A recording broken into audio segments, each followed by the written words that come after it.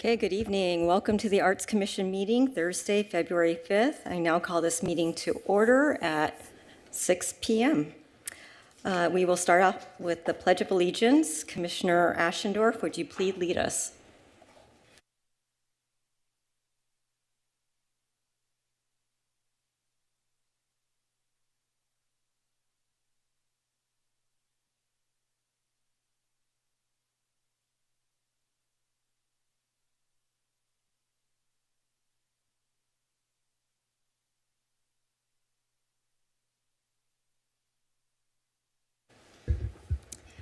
Next order of business is roll call. Ms. Fatua, would you please call roll?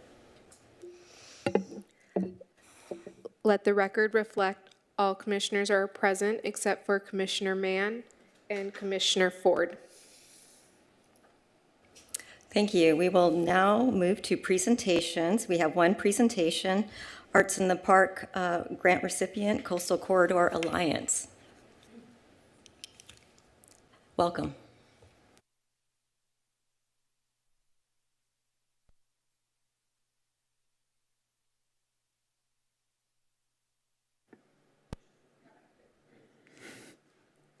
Well, good evening, Costa Mesa Arts Commission. It's been a while since I've been before you, but last time you saw us, we had just completed the first half of our Arts and Parks program, and now that I'm here before you, we have officially concluded it. And so I'm just here and excited to present to you the last half of Arts and Parks and how that went.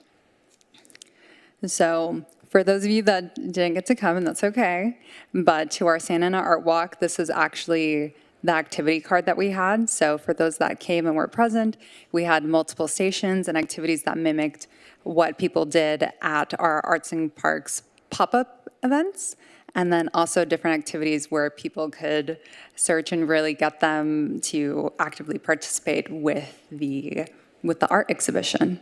So we'll move on. And this is kind of where we start. We're taking you back all the way to June. So June was the last event, or midway point for our last event. And here we have just the last 4 pop-up events. Really wonderful art. We have our partners, the Hoshman Tribe. We have them leading us in multiple activities and presentations. We have our wonderful participants who created amazing pieces of art, and so many different families and people from all different backgrounds, really having an amazing time and letting us know that our events were a way for them to reconnect themselves with art and have fun and just really ground themselves in a calming place like Fairview Park. And not pictured here, but you'll see it soon, is that by the end of these 8 events, so the total of 8 events that we had, was that we actually were able to create just shy, well, not we, our participants, were able to create just shy of 150 art pieces. And in total, they did 148, but they were so amazing and truly surpassed our goal by 25%.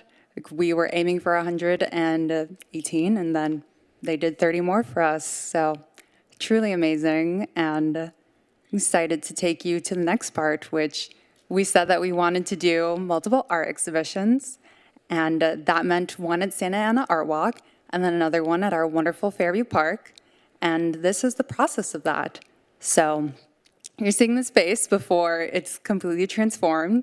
So the bottom left, you're seeing just the cube formation of each art exhibition had a different format, and to best make use of the space. So obviously our initial thought was, of course, making a mosaic, and that's what we did at Santa Ana Art Walk, but having a huge 10 by 20 foot mosaic wouldn't necessarily work at Fairview Park. So we modified it, and we made these large cube sculptures or pillars. And this is the process of us really putting it together, being meticulous, trying to just have color coordinated pieces that really went together, working with our artists and also working with our art director. And she was making sure that she was leading us the entire way to make sure that we had something that looked very cohesive at the end for both of our events. Then here's the first event that we had. So we had Santa Ana Art Walk. Again, our Ahashim partners were present. They had a whole station dedicated to themselves.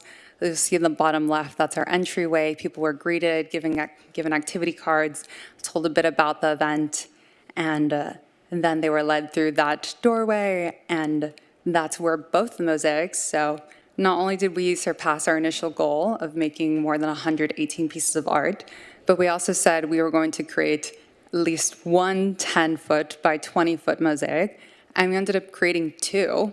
So that was also amazing, and we were very excited that our participants were able to create so much art that we could create two huge mosaics. And those are pictured the bottom right and top left, not seeing them completely, but that's where, and then bottom right, that's our art director, Jen. She flew all the way from Alaska just to be able to interact with people and get to see the rest of the participants as well as the community members. And then we actually had around 700 people come to this Art Walk event. So we were told by Phil, the gallery director, that it was the art exhibit of the night, and we honestly felt it. So much amazing energy and people being so incredibly interested by the art, wishing that they had known so they could have participated and made their own art and have it put up on the walls. And truly, every wall was pretty much covered in art. And that's how much our community really came through and made just stunning art for us that night. And then last is Fairview Park, another amazing exhibition. We had 9 pillars in total, and we put them out. We left it as a more relaxed exhibition that people were able to come through. We still had pretty much about like 100 people come through, and it was really amazing to just have them through. I mean, Fairview Park is such a beautiful park, has great foot traffic, and not only did people come to see their pieces of art twice, people came to Santa Art Walk and then came to Fairview Park. People who didn't get to come the first time came around this time. And the bottom middle picture is one of my favorites because the mother and daughter are actually, if you're seeing that board, they're on that picture there as well. So they came to our first ever event, they came to see their art, and then we got a picture of them making their art or with their completed art here as well. So yeah, just an amazing time, and we were so, we're just truly thrilled at the community support that we had, and I'm grateful that I'm able to present it to you and let you know just how well it was. So that was Arts and Parks, so thank you very much. And then to end it though, did want to say that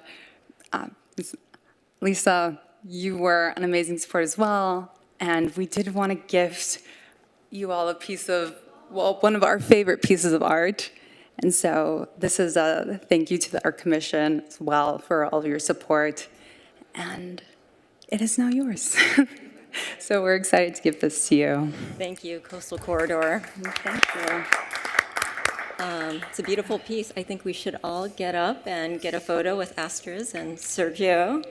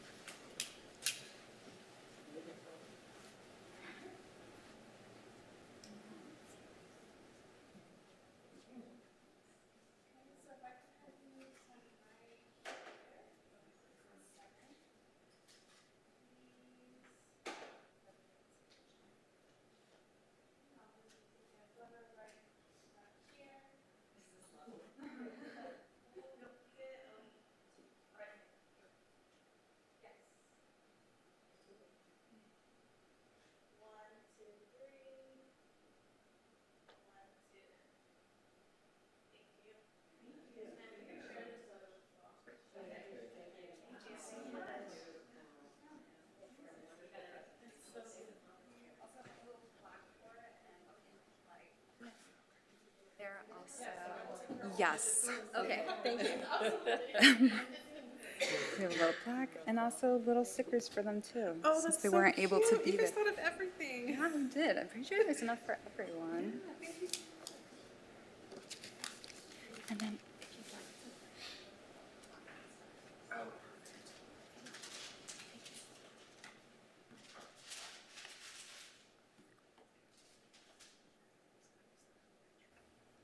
Okay, thank you, Coastal Corridor. Really appreciate the work that you've done in our community and looking forward to future collaborations. Now is the time for public comments. Each member of the public will have up to 3 minutes to speak. We will begin with comments from those in the council chambers, followed by those joining us via Zoom. Please note, this public comment period is reserved for comments unrelated to agenda items. If your comment is related to a specific agenda item, please wait until that item is presented.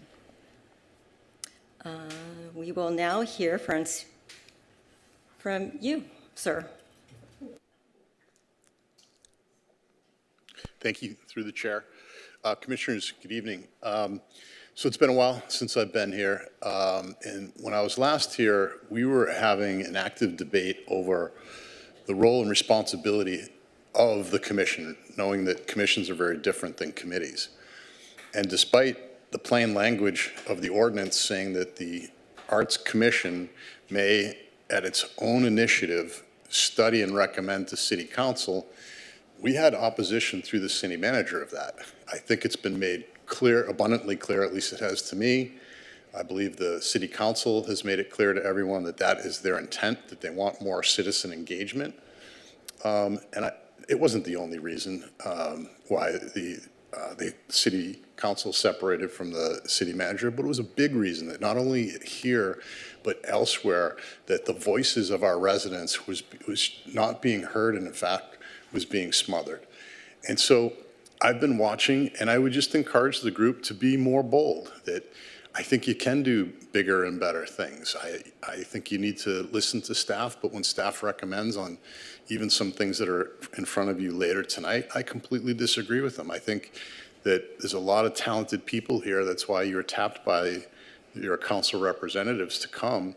And I think you can and should be doing more for our community. I think what a wonderful thing we just heard, you know, but when I watch a poet laureate walk out of here with a, you know, just a teeny weeny check, knowing how much money this city has as the city of arts, I'm just underwhelmed, you know. And I hope you got the message, because I believe council was intentional on their actions, that you do have the ability to study by your own actions and make recommendations. When I got involved in the city, it was really challenging me to watch the different committees and commissions that I call them tourists. They just followed the bouncing balls. Like this was their evening out, like, you know, their bridge night or whatever, you know, whatever night out. And this is your chance to do something really, really special. As you know, time flies while you're up there. And you have the opportunity, I would say, seize it. There's a couple of items tonight that I hope you seize it on. And thank you for serving. Wish you all the best of luck.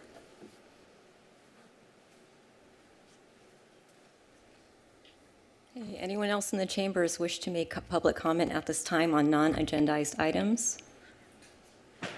Thank you, Mr. Fitzpatrick. Ms. Fatua, is there any speaker on Zoom at the moment? At this time, there are no members on Zoom. Okay, public comment is now closed. We will now move on to commissioner comments. We will begin with Allison Mann. I know you just walked in, so I'll give you a minute to settle in. Commissioner Lucia.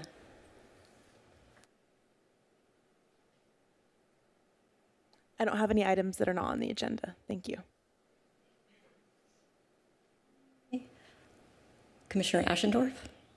Yes, thank you. A couple of comments, please. First, I would just like to acknowledge our arts assistant, Megan Garula. She does a lot of work behind the scenes, but she was instrumental in assembling the exhibition at the Senior Center. It was a beautiful display of her artwork. Jasmine Javan, so if you have an opportunity, her artwork is still up on display at the Senior Center.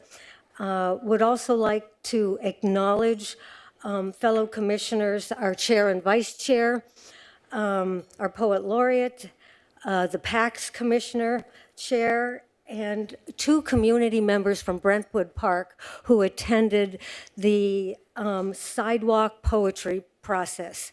It was really exciting to be a part of that process, but to see that we were able to bring in community members and have their input as we get closer to paving the way to poetry in the concrete. So we'll hope to hear more about that tonight. The next thing I also wanted to do is mention that I believe Megan is responsible for keeping our arts calendar alive. And so if you haven't had an opportunity to see it, it is really a living, breathing document. And so daily items are updated to our calendar. So please make sure that you check that out. And finally, we talk about many types of art here, but I want to put in a plug tonight for Urban Workshop. I don't know if you're familiar with it, but it's located in Costa Mesa off Red Hill. And it's really, in my estimation, the ultimate do-it-yourself maker space, and people can come together to utilize woodworking tools and welders tools and 3D printers. So it's another aspect of art for our community, and I really encourage everyone to get take an opportunity to visit the Urban Workshop. Thank you, Madam Chair. Thank you, Commissioner Ashendorf. Commissioner Mann. I will save my comments for another time. Thank you. Thank you. Commissioner Wonderchuk. I have no comments at this time. Thank you. Vice Chair Derderian. Thank you, Chair. Good to be back with everyone. I'm excited to be back for another year. It's been a few months, I guess, since we've last seen each other. So I did just want to mention I was able to make it out to Snoopy House with my family back in December. Goodness gracious. But back in December. And I know many of the people who participate and put into that effort are in this room and really give a lot to that, or should be in this room if they're missing tonight. But I just wanted to commend staff for the good work on Snoopy House. And I thought it was wonderful to see all the different performances that were participating throughout that week. Again, I know 2 months late, but we haven't met since November, so worth mentioning nonetheless. And then as Commissioner Ashendorf mentioned, I had the pleasure to serve on the poetry selection group for Brentwood Park, and that was a real pleasure and a wonderful process. I think we chose some fantastic poetry and really excited to see what that looks like and just getting to expand the artistic footprint of the city, shall we say, and where art is actually located and presented throughout the city. So otherwise, I'm just looking forward to another great year, and thank you so much, Chair. Hey, I appreciate that, Vice Chair. Just to echo some of what Commissioner Ashendorf and Vice Chair had mentioned, the Sidewalk Poetry is a pilot program, and it involves a level of community engagement that I don't think I've seen in quite some time. So it's really exciting to be in this space to co-collaborate on that together.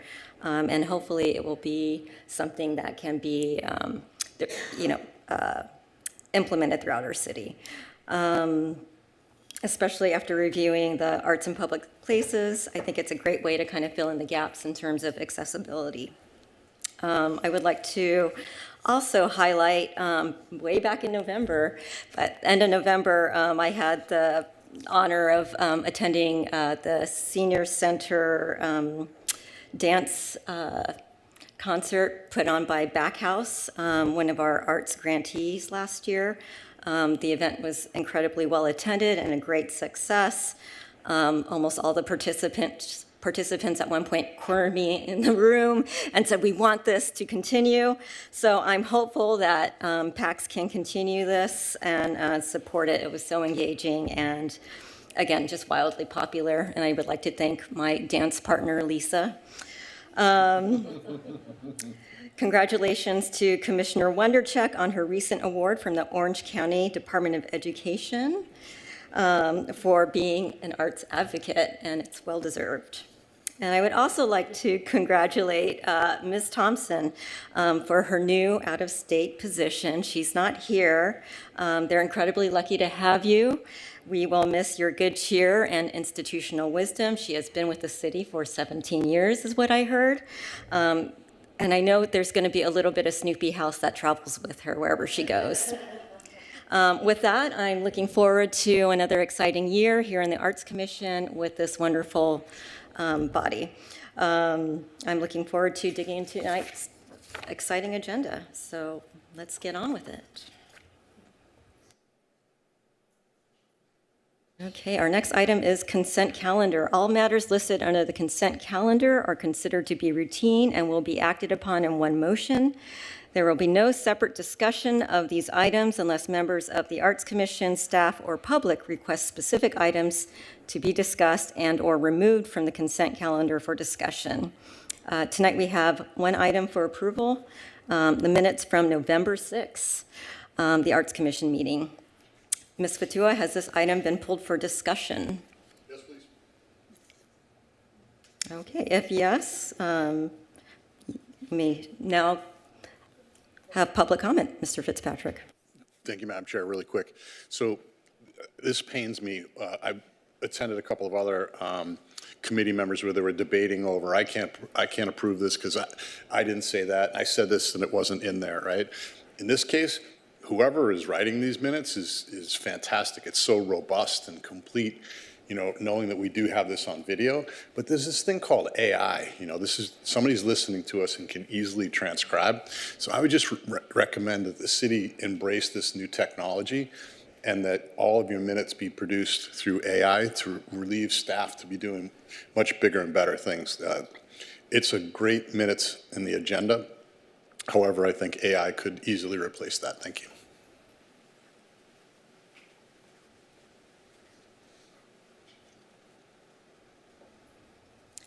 Okay, Ms. Fatua. Does anyone else have any comments? Okay, should we make a motion to approve the minutes? No one else. No one else on Zoom. Okay, thank you. I make a motion. Ms. Wondercheck, I second.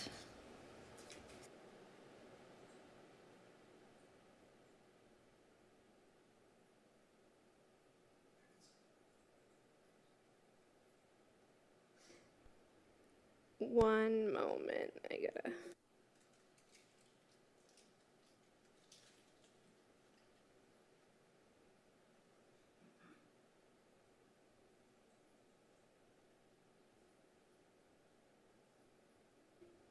You may vote on your dais.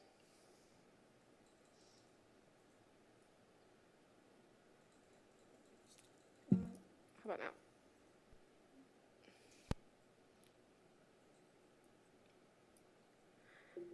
Motion carries 6-0.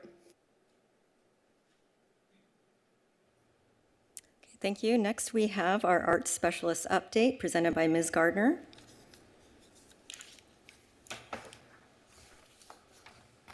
Good evening to the Costa Mesa Arts Commission and welcome back to February. So as part of my art specialist report this month, I of course would love to mention that February is Black History Month. And because we are the Arts Commission, I would love to highlight two artists that I found doing really compelling things in 2025. The first artist is Sana Musasama from Queens, New York, and she's a visual artist who works mainly in ceramics. I really loved her artwork. I thought the color, the texture, and just the presentation was beautiful.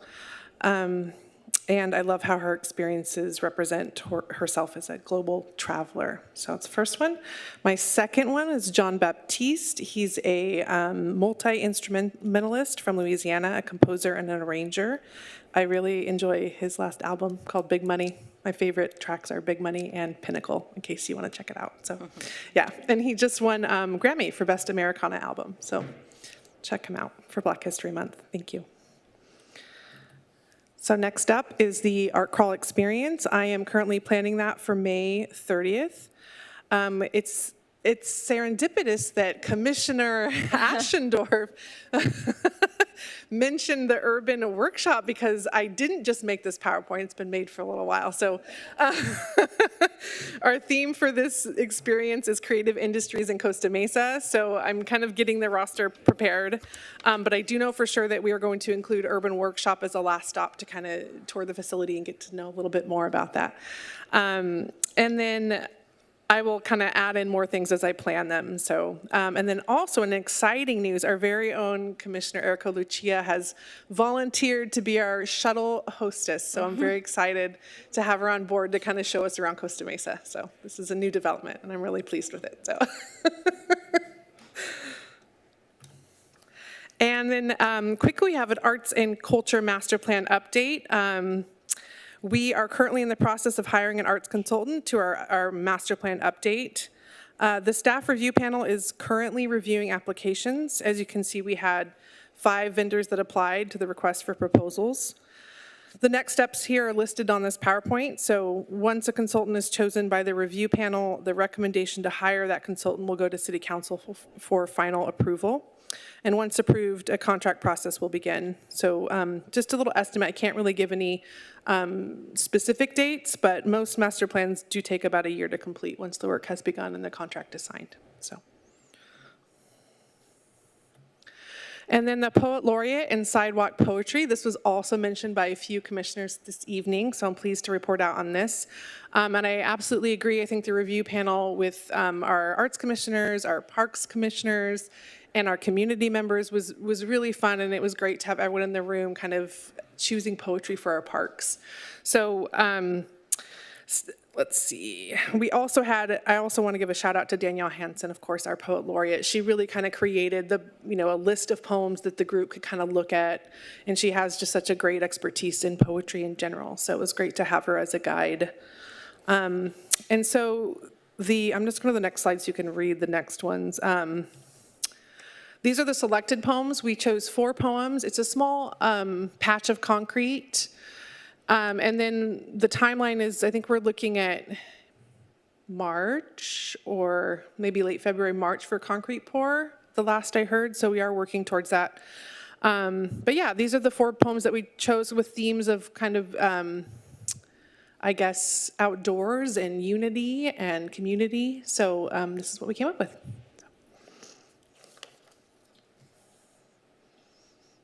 And we're very excited to see this at Brentwood Park and see where it goes from there too. So, and then last for the Art Specialist Report, I just wanted to give you all an update of, we worked so hard to choose these designs. So here are the first 2 that we have up.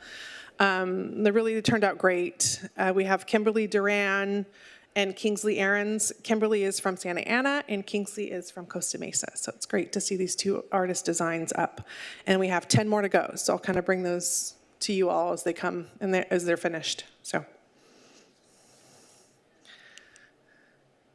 and that's it. That concludes my February Art Specialist Report. Thank you. Thank you. Right now, it's open for commissioner questions. Does anyone have any questions for our specialist? Vice Chair? Thank you, Ms. Gardner. Always wonderful to hear from you. A question about the timeline, just so we have it here as a part of the discussion. In your best estimate, what do you think, or how quickly do you think we'll get this contract in front of council? Again, best estimate. We're not going to hold you accountable on this guess. And then from that time, how soon do you think we could then have a master plan in front of council?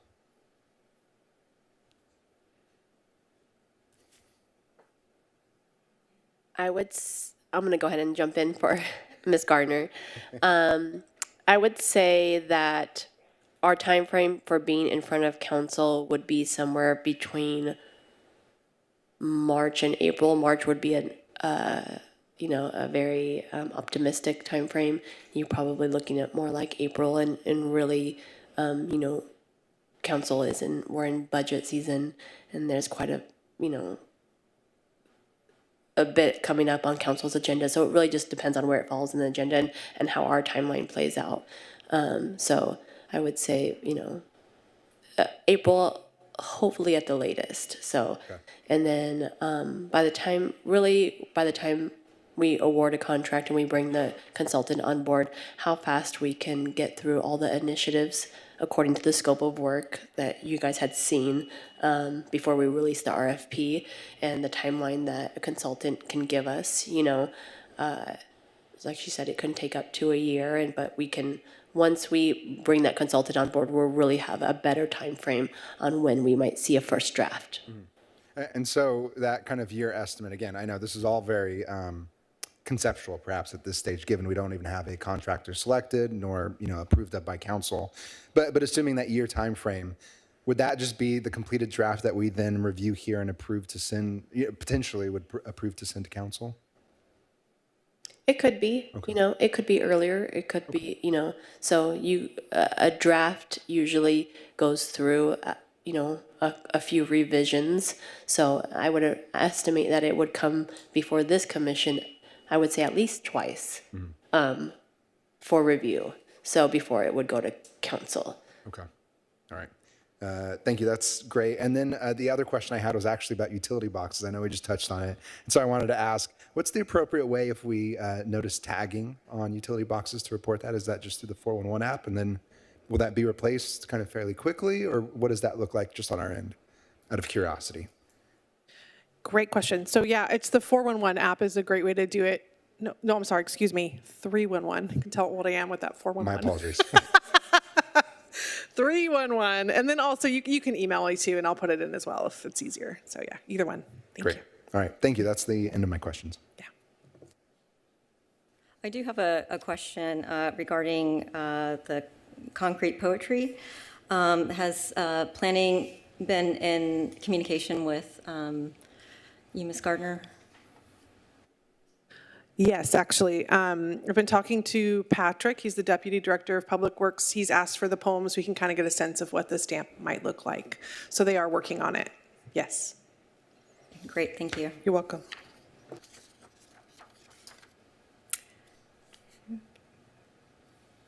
And is this the time for questions? Commissioner questions? No? No? No, not on the presentation.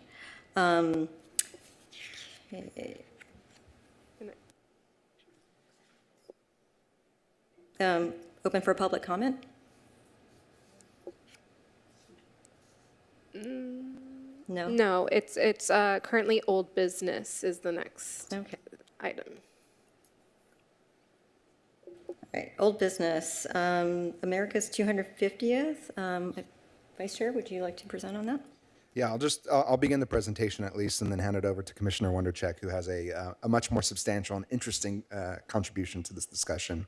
But just to follow up, last time I had discussed the possibility of a mural project, something that maybe the city might do or might do, it might support or might be a private enterprise from one of our community organizations. And so I was actually able to connect with CMABS, the Costa Mesa Alliance for Better Streets, and talk with them, and they expressed some interest and excitement over the possibility of supporting this kind of project. But in that case, it would become a completely kind of private effort led by them. I would do my best to help support them and facilitate any ongoing communication, perhaps with staff, if they weren't capable of doing it themselves, of course. But I think there is an interest there. Just two things to know that they kind of rose with me out of that discussion, which is that, the 250th celebration is really a year-long celebration. So perhaps it might be something that, say, starts around July, and then it might continue on into the fall or really start in the fall. And I think that's just fine.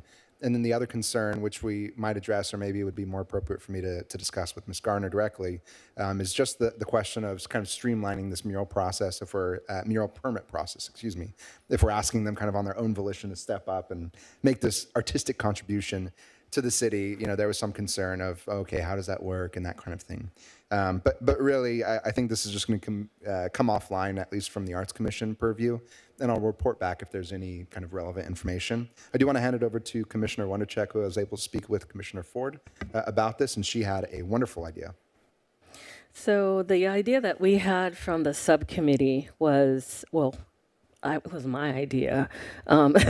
Anyway, what it was is that to put together a multi-generational choir for the celebration of the 250-year anniversary of our nation. And that was a choir that would be composed of high school students, middle school, elementary, local churches, colleges. It's literally multi-generational through seniors. And the plan is to look at having about 250 vocalists involved with this. My initial thought was to just reach out to a few individuals within the Newport Mesa School District, and that worked beautifully in that I've met with choral directors of Newport Mesa, Tamara Fairbanks. I met with the Vanguard Dean of Arts. I plan on also connecting with OCC and quite a few local churches. And the whole concept of this is singing patriotic pieces, but also just pieces that celebrate culture, because that is what America is. It's all of these different individuals that comprise and come together to make up what our nation is. So it's about celebrating voices. And I gave you all a little sheet of paper here. So with that, you might be asking, well, how much is this going to cost? What I found was I met with Lorette just for a little bit regarding this, and it seems like there's a way for this to happen at a pretty low cost. We're looking at sheet music that needs to be purchased, maybe have a little bit of a stipend for select directors and companists, but and some T-shirts. So it's not anything that's going to be super expensive. It's all about just bringing the community together and really convening here in this city. And the hope is that we'll be performing at the July 3rd 4th of July celebration with this wonderful group. So that's really what it is, and it'll be called Voices in Unity. And it's just, again, a celebration of our community rising together and voices united, generations connected, and cultures honored. And we're going to remind the world that our greatest power is not standing apart, but rising as one with one voice. So it's going to be beautiful, and it's something that we can put our stamp on as a commission and as the city itself, and doing something that gets everybody involved to celebrate through the arts. So, which we're called the City of the Arts, and this is a huge way to commemorate that. So I'm very excited about what this will look like, and there's a lot of planning still to be done, but it's nice to see the excitement. There's even a form that's been circulating, or will be circulated, I believe, within the school district for participants. So just really exciting, and it came along pretty quickly. So I'm excited, and I'll give another report at our next meeting that we have next month. Any questions? Actually, I think this is a comment. Or comments, yeah. Open for public comments. Yes. Do we have any speakers on Zoom, Ms. Patillo? Not at this time. Thank you. Okay, public comments are now closed. Any comments from the commission? I think this is fantastic. I think it dovetails really nicely into the July 3rd celebration. So I just want to thank everyone on the subcommittee for your work. And Commissioner Wonderchuk, this is fantastic. Thank you for engaging the choir community throughout Costa Mesa. I'm happy to see it'll be multi-generational. We can get a lot of people involved. So in any way that I can support, I'm happy to help. Yeah. Chair Ashendorf? Do you envision memorializing this, or the process? For example, as you gather the voices and you're practicing with video or recordings, so that we will have this historical part of our city? Yes, absolutely. It has to be memorialized. This is going to be huge for the city. So I'll talk more with you, Lorette, about how we can get video and City of Costa Mesa television to come out, things of that nature. But absolutely, this is historical. So it'll be very exciting. It just struck me, Commissioner Wanacek, I know we've discussed this elsewhere, but given that one of the roles, the outlined roles, shall we say, in the city ordinance for the commission is to encourage and facilitate senior participation in programming, perhaps we might see if we can promote this within the senior center as well, and really kind of reach out to that community. I think might be an interesting idea if that's not, of course, already something you've thought of. I've thought of that. And no, I'm glad you brought that up. One of the places that we were looking at having the rehearsal is the senior center in Costa Mesa. So we want to make it as easily accessible for seniors. And of course, like we mentioned, just multi-generational. So yes, we're excited about that. Hi, I love it.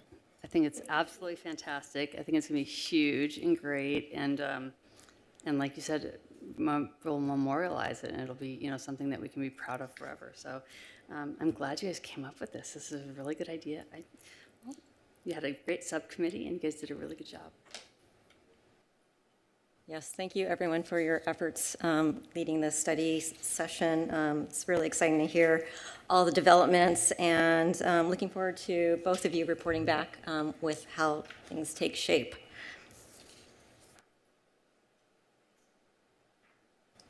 Okay, next item, election of chair and vice chair. Comments made by Monique? Okay.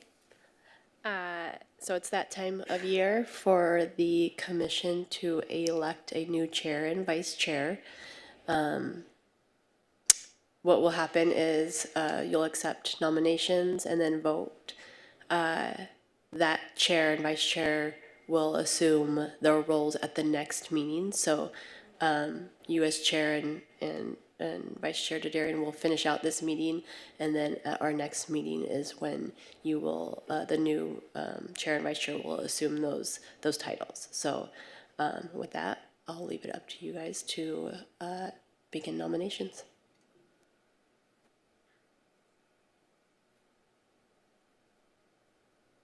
May I speak?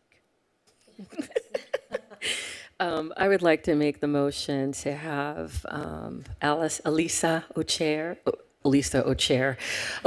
Ochoa as chair. I second that.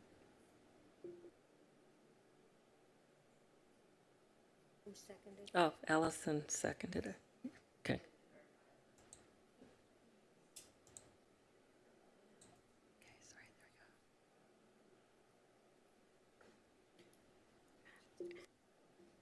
Chair Ochoa, do we want to open it up for public comment first?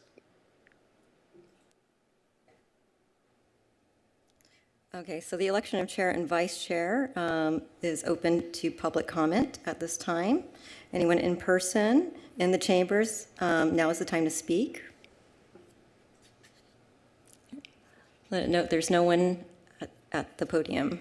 Ms. Fatua, is there anyone on Zoom? Not at this time. Okay, thank you. If no, I guess we can call the question. You may vote on your dais.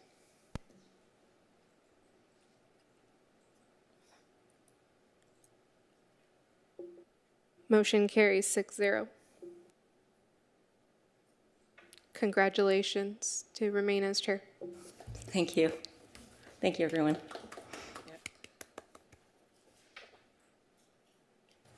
Okay, next is the nomination for vice chair.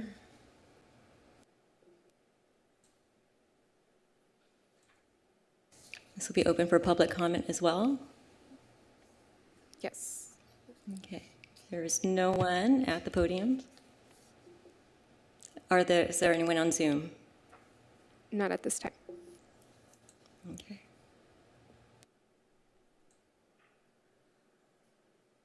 Okay, we make a motion for vice at this point, correct? Okay. You can do nominations. Okay. I would like to point out, somebody can be nominated, they can respectfully decline if they are not interested as well, but. You cannot respectfully decline. Are we nominating already, or? Yes, we need to nominate. Nominate Erica Lucia.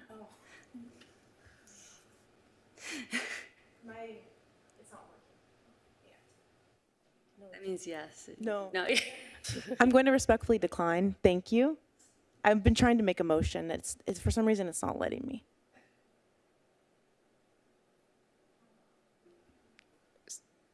So does it? Now it is. Okay. Is it working on your end? Okay, thank you. This is ironic. I was actually going to nominate Commissioner Mann. You've been on the commission since the original day, and you're a very dedicated, enthusiastic advocate for the arts, so I did want to nominate you. I just don't have the time to dedicate right now to serve as vice chair. That's the only reason why I have to decline. So my motion is to nominate Commissioner Mann. We can't. Do we call the question? No. Oh. Oh, Okay. Do you accept? Yes, I will accept.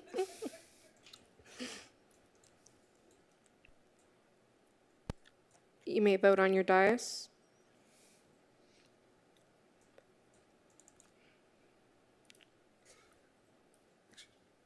Motion carries 6-0 to elect Commissioner Mann as vice chair. Congratulations.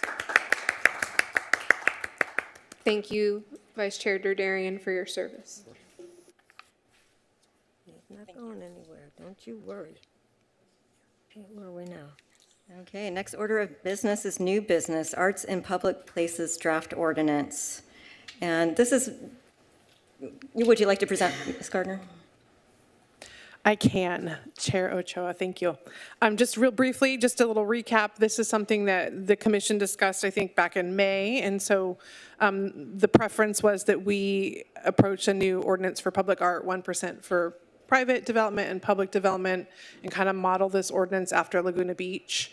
So staff has met together with directors of departments, Public Works and Economic Development, and had some kind of, the input was given for this. So we went through a couple drafts, and tonight, the attachment, this is the result of that. So yeah, we'd just like to kind of review it with the Arts Commission. Thank you. And I would like to add that we did receive public comment on this particular agenda item, and you have received copies of the letter as well here from the Building Industry of Southern California, Orange County chapter. So.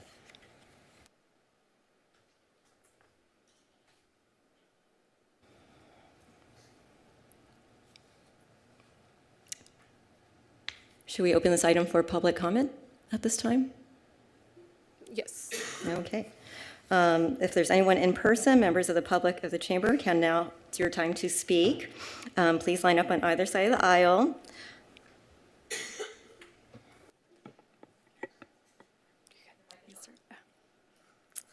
Good evening, Commissioners. Anna Grom is here representing the Building Industry Association of Southern California, specifically the Orange County chapter. As you referenced, we did send a letter on Monday expressing our concerns regarding the 1% proposed fee on private development. We want to say that we do deeply appreciate the City of Costa Mesa's ongoing commitment and celebration of public art, and we are very supportive of this endeavor. But while we support the intent of the ordinance, we feel that the way the ordinance is currently written risks becoming a barrier to housing production at a time when every unit counts.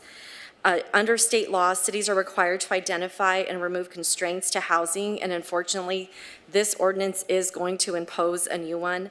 Mandates like this, especially when imposed on housing, work against the city's own goals for affordability and housing compliance, because it ultimately gets passed on to the consumer and the price of a home increases. We strongly urge you to exempt housing from this requirement and instead explore an incentives-based approach. Public art, like housing, thrives when it is encouraged and not imposed. When cities use incentives, they invite creativity, collaboration, and investment. When mandates are introduced, particularly in already cost-burdened environments such as housing, we see minimal compliance and missed opportunities. A more effective solution would be to reward voluntary participation. Some ideas that come to mind are zoning flexibility, expedited processing, or fee credits for projects that would incorporate approved public art. These are tools that promote quality outcomes without jeopardizing housing feasibility at a time when housing really is at an all-time critical low and the need is just so high. Additionally, Costa Mesa could establish a public art fund sourced from non-residential or discretionary projects, or they could develop a public-private partnership that would celebrate art while also supporting the economic growth of the city. We'd be happy to collaborate further on a workshop. Thank you so much. Thank you. Mr. Fitzpatrick. Through the chair, Commissioner, way to be bold with the 250 choir. Love it. Just love it. Way to go. Setting the bar really high with that stuff, and I expect everybody else to follow with that. And Vice Chair Derderian, thank you for your service.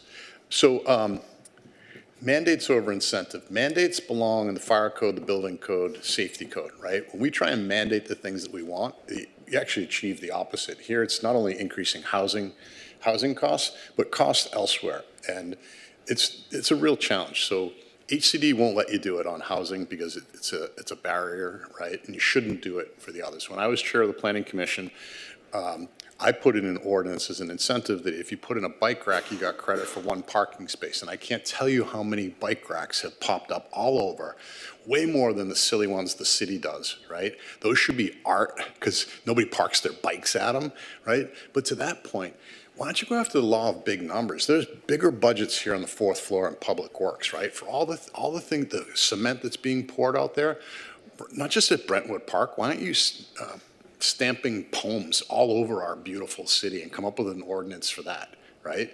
Why the Public Works budget has millions and millions and millions of dollars. Rather than burdening our poor, struggling businesses, if you haven't, you guys are in the arts, so you probably don't know, but if you try and pull a permit and do anything in the city, it is the glacial pace of government, right? The rent you have to pay, waiting for staff to get back to you and get a permit approved. So a great incentive here would be if you put public art, we'll give you expedited permitting. So go get somebody on the second floor to get the planning department down here and figure out what incentives you can offer these folks. And don't burden them with additional costs, right? I mean, it just doesn't work. And while I'm here, listening to the arts master plan consultant for 60 grand in a year, just so you know, that makes me so allergic. It's just, I'm trying to be polite, right? There's no way you guys can accept that and do your job and hold your head high and saying you're advocating for our residents and the taxpayer to allow that to go.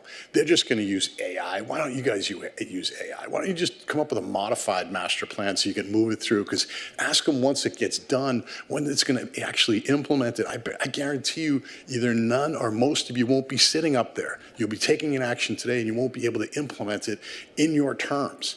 It's just not acceptable. So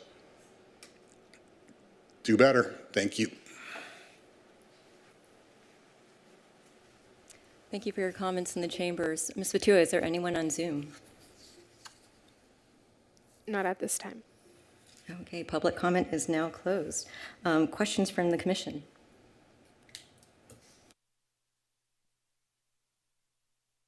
Vice Chair. Thank you, Chair. Appreciate it. So I was just wondering, especially for these first three points, shall we say, or subpoints in number 3, the new commercial and industrial developments, remodeling, and residential products or developments, what does the process look like for someone that is looking to do that? I don't know, maybe Monique, if you can speak to that. I know this is quickly getting on into other departments, but just to kind of get a grasp around what we're talking about when we're looking at these things. Can you repeat the sections that you were looking at? In number 3, the project subject to art and public places requirement, when we look at A, B, and C, the commercial and industrial developments, the remodeling of those spaces, or the residential projects or developments of more than 4 lots or units, what would the process look like in assessing, you know, how we get, I don't know, the art number or the number of the budget that goes to the art, as well as coming before, say, the commission, which I imagine is a part of the process, to get approval for their proposed art? So I think we I believe we discussed this a little bit. It would be based off of the evaluation of the project. Obviously, when somebody submits their permits and their through the planning department, there's a whole process of that would have to be evaluated through that, and something would eventually come through the Arts Commission for what that artwork looks like. Something similar to what the mural permit process looks like, but that would all be discussed throughout the process. If this ordinance were to come forward to fruition, we would flesh out those processes. So with the mural permit process, I know we've talked about the difficulty of it being on private property, and this is almost a semi-voluntary thing where we kind of say, good job, and we're going to put you in the database. But for this, do I gather it correctly that there's actually legal kind of consequences or abilities to deny art being implemented? I don't think I'm qualified to speak on what legal consequences there would be or repercussions. But if this ordinance would, come to fruition, we would look at the best way possible to implement it and hold any kind of development to these standards. Yeah. Well, perhaps my question on this then is, because I know this gets into tricky territory where we need the city attorney and, of course, whatever the processes look like. But when we're talking about, say, an art piece is being proposed, I don't know, whatever a sculpture might be, and it comes before us and we say we don't like it, we're going to reject this proposal. Would we have the power to make them come back with a completely new piece, or can they just kind of say, that's private property, sorry? I don't believe that we talked about that, but I'm not sure if Ms. Gardner has examined those processes from other cities and if there's been any kind of recommendation. So Ms. Gardner, do you have any input on that? Yes, thank you, Ms. Villaseñor. Yeah, so basically the process is, it would come to the Arts Commission, and if the Arts Commission had recommendations or changes, then most of the time, the vendor would make those changes and alterations and bring it back. Yeah, even whether the client is the city or the private developer. Mm-hmm.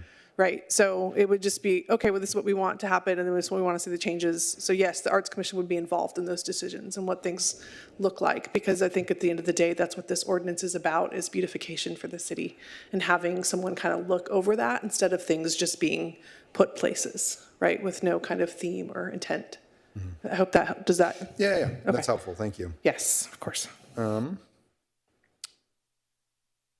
I'm just looking through my questions real quick. Just given some of the comments that we did here this evening, I'm curious, and I don't know if we, this is all just preliminary discussions, but were anything like incentives discussed, or is there, a thought as to how something like that might work? There are a handful of cities that encourage and utilize incentives for art instead of mandating it through ordinances. If that was something the commission would like to see, I'm sure we can, if we were to bring this back to another meeting, Ms. Gardner can put together a chart, or we can work on something where we show you some cities that have an incentive-based approach versus a mandate. We can absolutely do that. Okay. I would also be in favor of the incentivizing as opposed to a mandate. I would love to see that. I agree, and I think there's just other questions I have, perhaps on what a process would look like, but I don't, this is just getting into the weeds of it, and we're not even there yet, so I'll go ahead and stop at least my questions for there, though I do have more comments once we get to that point. My one other comment, I know I renovated a house 2 years ago, and I will tell you, it was the worst process. I'm glad I'm still married and alive, honestly. It was so hard to get through, and a lot of it is there's just so many things to jump over, hoops to jump through to get anything done. So I'm all for less of that kind of stuff. And so I just wanted to put that out there. Thank you. I have one question. We may not know now, but could we gather data on how many projects on an annual basis this would potentially apply to? Yeah, we can definitely look into that. For both public and private? Oh, yes. Separated, yeah. Yeah, we can look into that. We would have to work with our development services department and our public works department. So it might, that, depending on schedules, we can gather that information. Might have to bring this back at a future meeting for you guys to examine. Okay, I have a question too. Has Planning Commission had a chance to review our draft as well? And if not, maybe we can refer this to them so that they can explore some of the incentives for private development. I know in here we have in lieu of fee option, but I do think the expediting permit would be a great incentive as well. I know what we've seen here in the city, it's, you know, some really beautiful artwork. You know, the first thing that comes to mind is Baker Block and Northgate, and those were voluntary, so.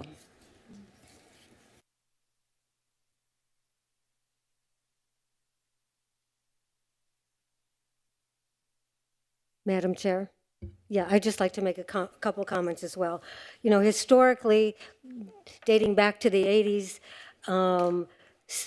major cities across the country took real advantage of 1% fees for art, and the climate in development has changed, and that's frustrating. It's almost as if, well, we may have lost some momentum or time in that, but if we don't be creative with some incentives, we will never see public art in public spaces in this community.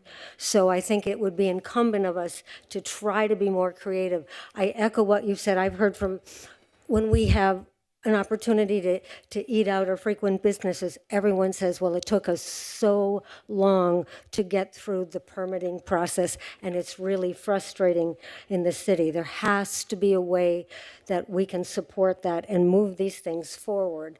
And to your point, Chair, it's very clear commercially, if you look at on Bristol, the one project that is filled with art that faces Bristol and that stretches all the way to the lab and the camp are examples of what we can do creatively with art if we're given some kind of opportunity to work with the developers and the art community on this. So I really hope that this isn't the last time we'll see this conversation, because it's critical to really moving public art in public spaces.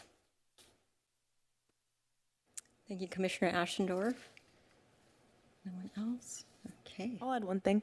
I think the feedback is critical as we're examining this, and I appreciate those that spoke tonight. I know BIA was here. If there's some way that we can do an all call out to, you know, other developers or other business owners in the community who've had success on their own volition with providing that public art and gain some insights from them, I think that would help as we're developing this process. Yeah, absolutely. I think this is a worthy topic of conversation, and I kind of just think this is more like a study session.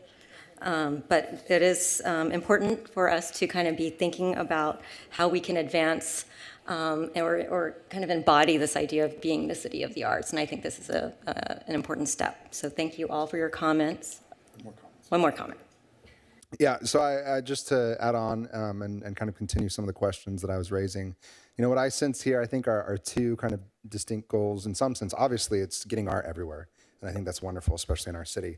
But of course, the first is getting, I think, art early in the public works projects, which is a necessary and a must, rather than being the afterthought as we've all experienced, I think, at this point. And then what I gather, I mean, of course, it would be wonderful if all these developments or various projects incorporated art in their projects. But I gather it's more so trying to push that in lieu fee, where we can then get at least some ongoing revenue for a public art fund, which I think is fantastic because we do have, I don't know, 2 or 3 little sections in this ordinance specifically on that. So I think that's great. But again, there is another tax revenue already available to us And perhaps it just is going to be how we word it, especially as we get on with this updated master plan. But I do want to say the cannabis tax revenue is there. Not that it's much, and maybe as we get into the next agenda item, we can get a little bit more details on that if there are any available. But I just want to raise that. And then a couple other things. So I actually had the chance to speak with a couple developers and get some of their feedback on it, because there was some concern when they did see this. And there were a handful of things that I think kind of came up across the board. The first, of course, is about art quality and artists selected. And so they showed me a couple of their projects in other local cities that have the art in public places. And to say it best, they were meager. It wasn't anything exciting. It wasn't terribly artistic. There was one development kind of similar to what we see over here on the west side off Placentia with all these various townhome areas, where they had installed a couple of stones, which in concept and as a piece of art was an interesting piece, because it was meant to look like a kind of earth sample. And so there were these tall stone slabs, very skinny and painted with kind of natural materials, but it was otherwise unnoticeable and really just kind of meaningless in the larger context of things. Of course, very tasteful. It wasn't bad. But that was kind of an overwhelming theme as they showed me various examples. It was rather lackluster, and they just said, look, I had to spend $60,000 on an artist. That's what you get, And so I think my assumption is we'd probably get a lot of similar things at a certain point. Even if we ask them for better work, we don't really have control as to where exactly it's placed and what it looks like. So I think that's one possible negative kind of blowback or consequence. Another was, they all said the difficulties with these sorts of things and the administrative burden that comes with it is that you have to find someone able and capable filling out all the various, permit applications and paperwork with the city and going through those channels and processes. And oftentimes that is not going to be your local artist. Oftentimes that's going to be a big firm where they have an arts consultant who then goes and finds their favorite artist, who then, is wherever around the country and so forth.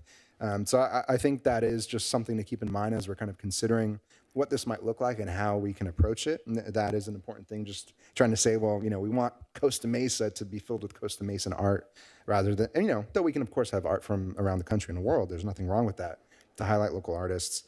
And then I think what was mentioned tonight from the representative, Ms. Gramas from BIA, the larger context of the city right now is that there is a lot going on with RENA and the housing element. And I think the unfortunate truth, perhaps one way or another, is that we do have to develop, and it's a state mandate, and there's state legislation and law in place.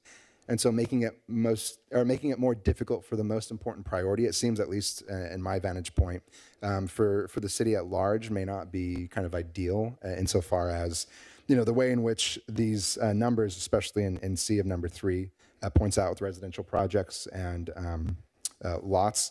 And so my thought is if we do have to commit to a number, maybe it could be like 50 plus units and lots. That might be something, though, of course, that's up to council and planning as well to kind of speak in on that.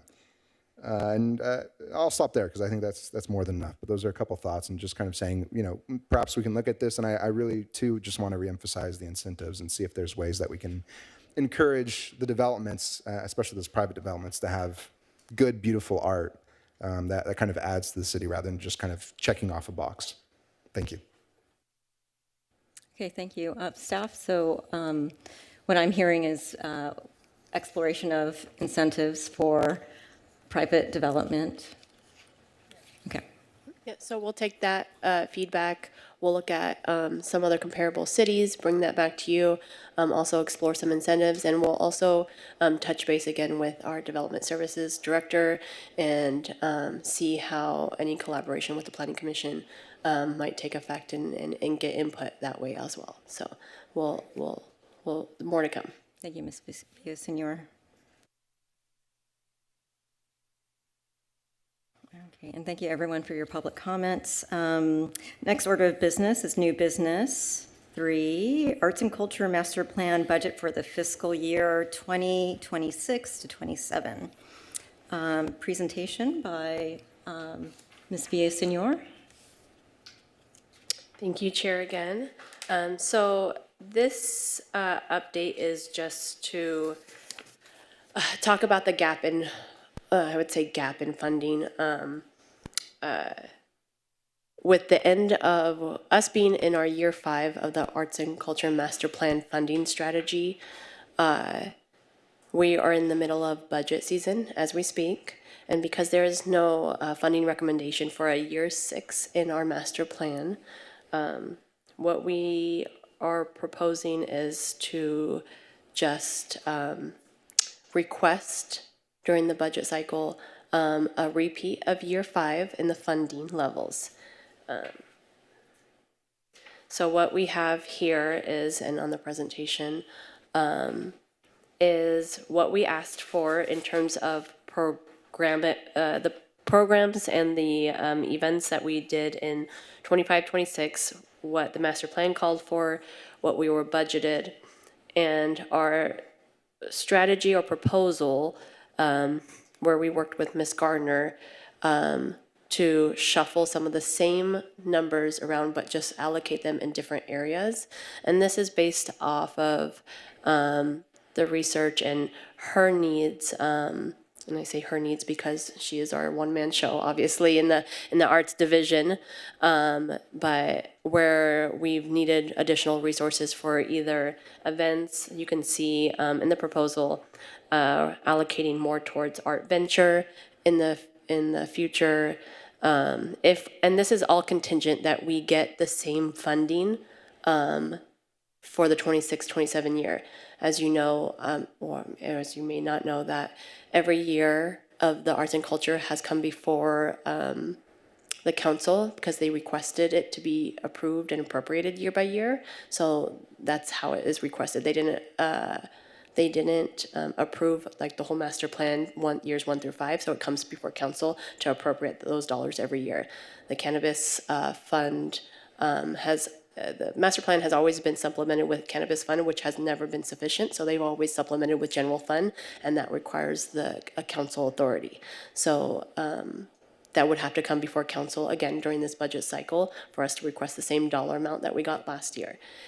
If we shall get the same dollar amount, this is how we're proposing to utilize those funds. Like I said, Ms. Garner has put together some recommended numbers to reallocate some of these. Art Venture is one of those ones where the event used to be supplemented. We used to use our Arts and Culture Fund money, but we also used to be supplemented by the BIA, separate BIA than what we heard earlier. So that's the business improvement area through Travel Costa Mesa, I believe. But yeah, I don't know if you know this, but the city no longer receives some of those funds. So this would look to supplement that portion of Art Venture if we were to continue the same event as it has historically been. You can see that she recommends increasing the arts grants, and that's based off historical conversations that have happened on this dais with the commission. So these are all just recommendations and a proposal. This can be up for discussion tonight, but again, I don't want to put the cart before the horse because we haven't been allocated any funds as of this moment, right? Because the budget has yet to be in front of council yet. So this is kind of just a preliminary recommendation and proposal, and I would like to open this up for discussion. And if you guys have any comments on this, we're here to answer any questions. Okay, thank you, Ms. Villasenor. Questions from the commission? This is just questions right now. Yeah. Okay. Vice Chair. Thank you, Chair, and thank you, Ms. Villasenor, for the presentation. I am curious, do we know the numbers, at least thus far for the fiscal year, of what cannabis tax revenue has been? Specifically, that would come to arts, I should say.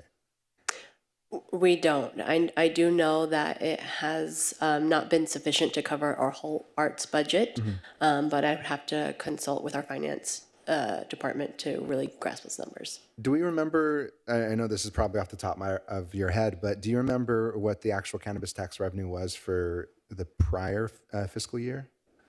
I do not, but we can get those numbers and bring it back. Yeah, I'd be curious about that. So, sorry, I'm just going through. Can we discuss, or at least can you talk us through what the proposed funding structure is for the master plan update and the contractor? Because I know this was a discussion we had last year, and we were going to request the money that didn't get addressed at all, or kind of got overlooked as council had that discussion. And then my assumption has been that it was just going to be a city manager kind of slush fund a project, given that we would hopefully be going to them sometime soon, and we never were approved for that. But what's the plan there? So we have some allocated dollars this year to go towards the master plan update. And then if you can bring it back to the slide before, you can see in the last column on the bottom, we reduced the large scale installations, the sculpture garden money, to be allocated towards the master plan update. The sculpture garden, if you remember, we brought forward the Neth Park sculpture garden. I don't know if you remember, but the cost estimate as a CIP project was well above 60,000, and would not be sufficient to even start that project. So we thought allocating that money instead of losing it at the end of the year would go towards this update.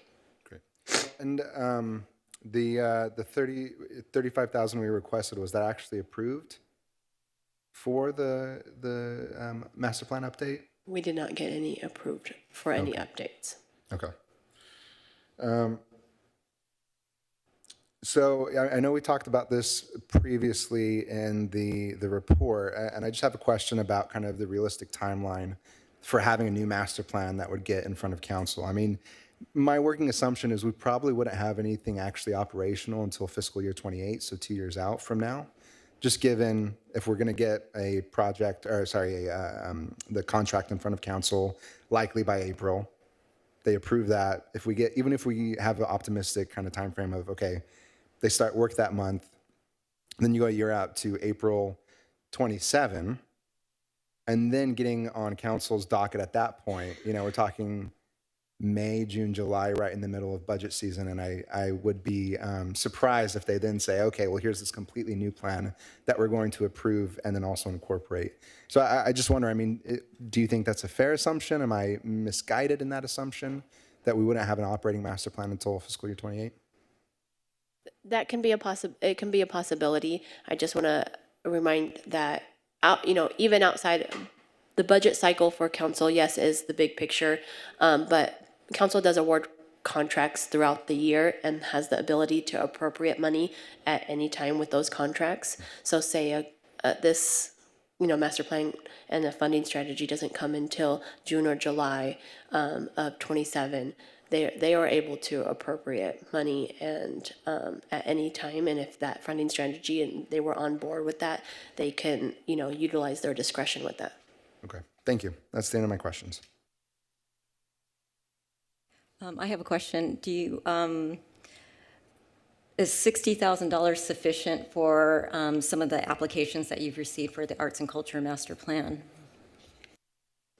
So I'm not part of the review panel, and as far as I know, the panel doesn't, the cost proposals are separated out from their review.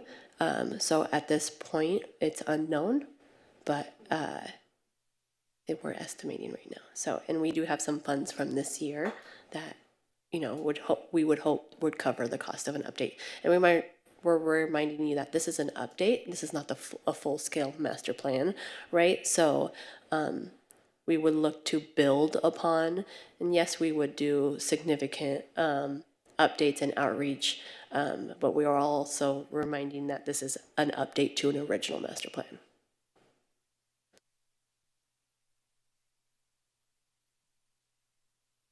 Sorry to jump back in here, Ms. Villasenor. You had mentioned the $60,000. We wanted to utilize that instead of losing that. Was that just in reference of looking forward, or is that the way in which that this large-scale installation budget line has been operating? That's how that line has been operating on a year-to-year basis. We did get it rolled over from 22 to 23, I believe. I'd have to look back, when we had leftover funds for that, when we thought we were going to move forward with the NETH project, when we finally got that cost proposal and it was significantly more, we didn't move forward with that, and that money, I shouldn't say it was lost, because the cannabis money, like I said, has never been sufficient, so we just had to supplement less with general fund. Okay. But we had been approved for that 60,000 and then with the expectation Yes. that that would be going on. So that was 22, 23. So each year we've been approved for 60,000 since then on that fund? Let's see. Is that correct? Let me look at the, yeah, I believe so. I believe so, yes. Okay, so to make sure, I have to go back and look at some of the budget numbers Yeah. to make sure that what I'm saying is correct, so, but I believe so. so if I'm understanding correctly, then you can correct me if I'm wrong, please. This money has been technically approved to us, but we've not had any use to touch it. Is that a proper understanding? Correct. Okay, thank you. Laura, sorry, Ms. Gardner, when we started the sculpture garden project, designing that, I think in 23. Yes, and we did use funds for that design from We did. that line item. So Yes. it wasn't totally not used. And we also did apply for grants. So the intention has always been to try and use it every year, but then things kind of happened and we got pricing and we did, like I said, we did apply for a grant, but we did not receive it. So it's always been, it's just kind of been in the works, trying to see what we could make happen with it. And as Ms. Villasenor mentioned, we were trying to get it to kind of roll over to see if we could kind of build a little bit of money for the bigger project. But, you know, due to some budget changes year to year, it didn't happen, so. Right, I have a couple questions. So, since everyone's super excited about the sidewalk poetry, we have no funding for it. Could it be possible that we allocate some of these funds to these future projects? I know we have 3 parks in the works. If we can't reallocate it from this proposed budget, could it be possibly added to parks CIP projects at this point? We can take a look into seeing if we're able to do that. New projects like that for parks projects go through, obviously, the CIP process. I would definitely encourage you to make comment at an upcoming PAX meeting, because we will be discussing the CIP parks projects over the next 2 meetings. I believe we're going to be reviewing the 5-year CIP at our next meeting, and then future CIPs in April, I believe. But we'll keep you updated on that. In terms of this budget, we are trying not to fall out of line with the master plan too much, because it was an approved document by council. So thereby just reorganizing some of the dollars to these already existing programs that we have, as well as not trying to put anything additional on Ms. Garner's plate at this moment. But we can definitely take a look and see what's feasible and what we can do. But I would definitely encourage you to encourage that with, at our PAX Commission meeting coming, and then also with, council during our CIP process too. Another question, do we have a municipal arts fund where, dollars are rolled over and maybe they're earning some kind of interest? I'm just thinking of sustainable funding, and I did have a request for a subcommittee last meeting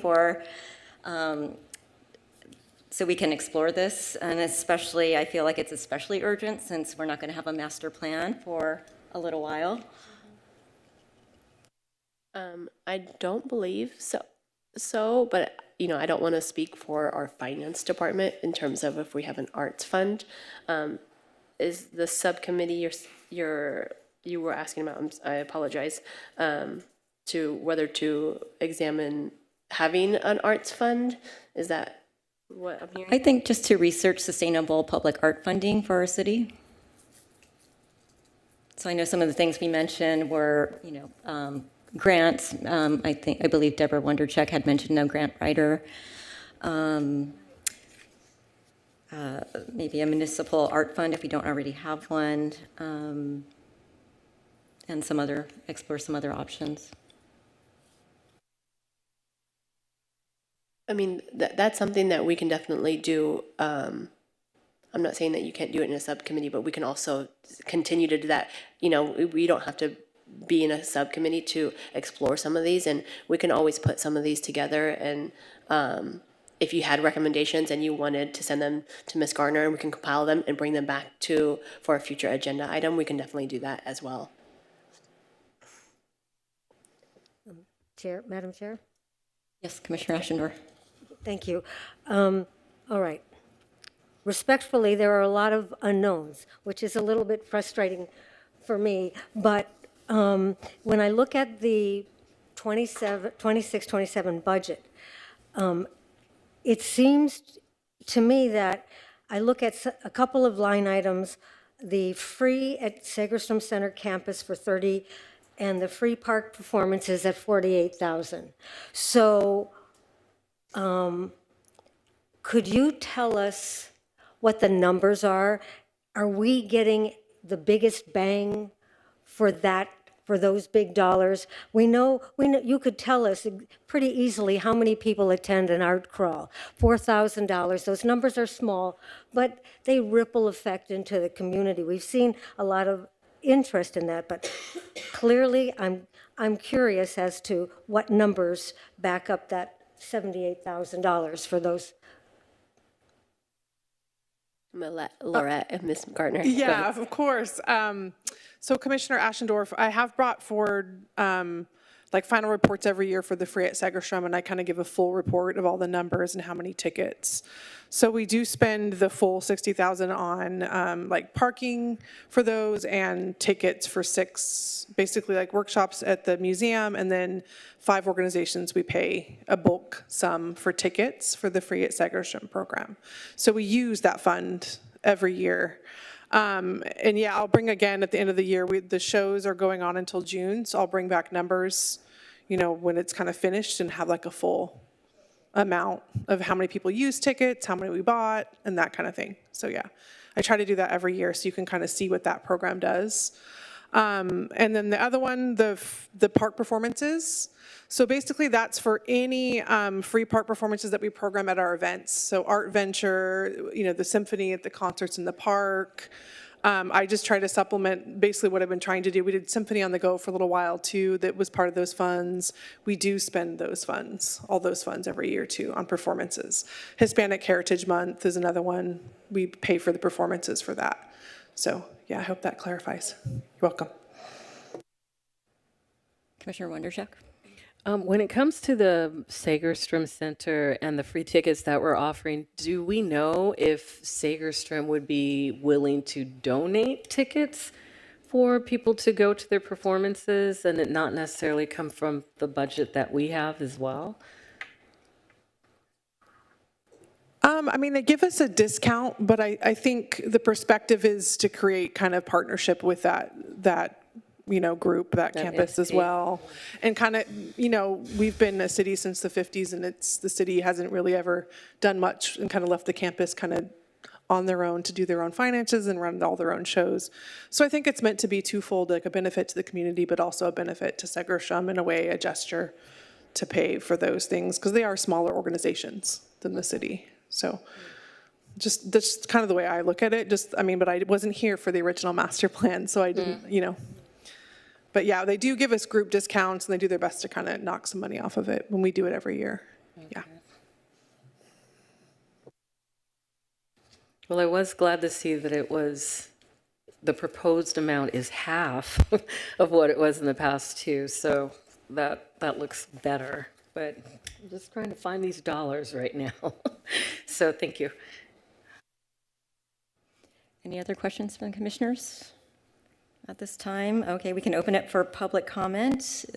There is no one in the chambers. Ms. Fatua, is there anyone on Zoom? Not at this time, Chair. Okay, at this time, we can open it up for comments from the commission.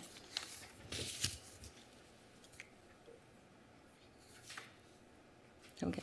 No one? Go ahead, Vice Chair. Thank you very much, Chair. Oh no, I just lost my page. I don't know how to bring that back, but that's fine. Oh, press this. Sorry. So I appreciate all this. Thank you so much, Ms. Gardner and Ms. Villasenor, for discussing this with us, and I think putting together at least this presentation on numbers. I think, you know, again, we're in a stopgap in some sense, insofar as we don't have an operating master plan. We're not going to have one for a year, perhaps longer, depending on what this process looks like. And again, you know, the year I think is, at least from what's been discussed, perhaps the shortest timeline from a contractor or consultant, excuse me, coming in to do this for the city. And so I just want to remind us, I know I'm going to sound like Mr. Fitzpatrick here, but remind us of the ordinance, because it does say, you know, the law that established the commission says that we can, in our discretion, review the annual budget as presented to City Council and advise it on current operational needs and long-range plans for arts opportunities. And it also says that by our own motion, we can conduct studies and investigations and hold public hearings as we deem necessary for the formulation of policies, plans, and procedures relating to arts, or to determine an action plan to pursue in implementing the city's arts and culture master plan and report its findings and recommendations to the City Council. So I say all that legal language to try and encourage us. I think we can make recommendations, formal recommendations as a body to City Council. And perhaps, you know, it'd seem off the cuff if we just said, you know, we're going to give 100,000 away in arts grants and we're going to do this, that, and the other, because we are in this kind of strange limbo period. But I think if we were strategic and smart and tried to come up with some sort of framework for perhaps even just the next 2 years, as we're waiting for the arts master plan, arts and culture master plan to be developed and kind of work through. And then we're able to actually make a formal recommendation as a body, passing it as a body to go before City Council as something for them to consider. There might be some way that we could at least have a political consideration, because I know, you know, God bless you all on staff, but you're limited in what you can do by your employment contracts and agreements and the chain of command of an organization.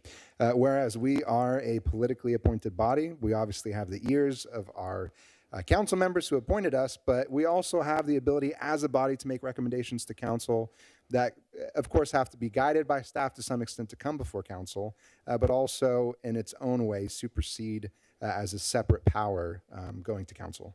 So I would be curious, you know, what it might look like for us to try and develop some sort of sense of what the next 2 years could look like. Obviously, you know, at the heart of it, I do not wish to burden Ms. Gardner with additional responsibilities and figuring out how to make up 2 new projects or 3 new projects for a year, 2-year course. But really considering, you know, what do our budget numbers look like? What should we be asking of council? And what do we as a commission have separate authority to request of council as compared to what staff can say, well, here's the last working approved, you know, council document. This is the best we can do for the next year, maybe 2, depending on what it looks like. So I don't know if that is of interest to other commissioners or if I am the lone voice in the wilderness yelling once again. But I would heartily invite, you know, any thoughts on that. And if you think I'm a fool, please tell me as such. Thank you. You're not a fool. Did I kind of hear you say or ask, do you want to form another study group? Yeah, well, perhaps this is for staff. I don't know, you know, how many of you know the Brown Act well. I'm sure there'll be viewers online who will email me or message me afterwards saying, you know, getting close to Brown Act violations. But can we actually discuss numbers and try to come to some consensus and then bring that in front of the commission with justification to say this is a proposal for us to consider? Do we know? You're welcome. This is the arts budget discussion, so you're welcome to have a discussion. No formal vote can take place tonight because there was no notice of action tonight. Okay. But a discussion is always welcome, and this is the arts budget discussion. Yeah. Sorry, to be clear, what I'm asking about is if we have a working group, not necessarily a subcommittee, because I know we have to go through a process for that, but if 3 of us decide to get together and say, okay, let's kind of sketch out what a framework might look like in this how we might make financial decisions. Would that be considered testing a potential motion in advance if we were to then come with a justification for numbers and framework? I think we would have to double check with our city clerk on that. So Okay. I don't know that answer, so I would feel more comfortable if I checked with the city clerk. Yeah, absolutely. Okay, well, so in light of that, perhaps we can double check on that. But I would certainly welcome, 2 other commissioners, whoever might want to kind of sit down or meet over Zoom or in person a couple times. If we get approval to have such discussions, or we can kind of figure out if it's not direct numbers, maybe it can be some sort of frame as to how we might think for the next year or 2 years about these projects that stay outside of numbers, and then we can all come up with our own imagined thoughts as to how we'd apply that. But if anyone is interested, I'd certainly welcome anyone.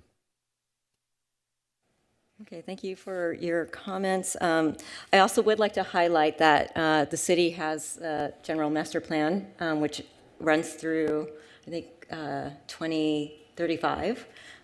We had an excerpt of it, so I think when we do have those conversations, we do need to kind of refer to that as well, so that we're in alignment to what the city's goals are.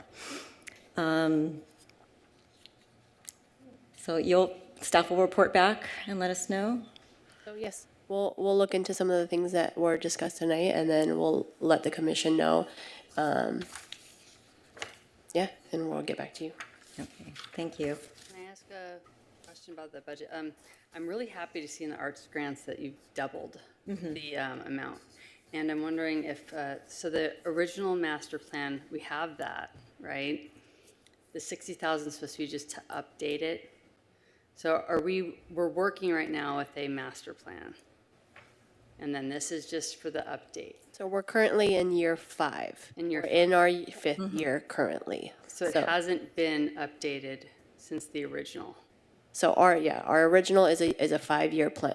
Got it. So Does it have to be $60,000? it really depends on proposals, and it's for the RFP process, right? It's a competitive bidding process, and it was bid out on the scope that you guys had reviewed, and that's what we released. Okay.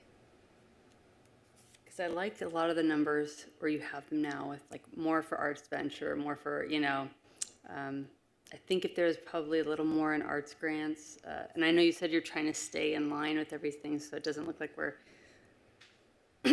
playing with the budget too much. Yeah, if there's probably 10,000 more in arts grants, then the master plan wouldn't look so crazy, but that's just, did I mention that? Okay.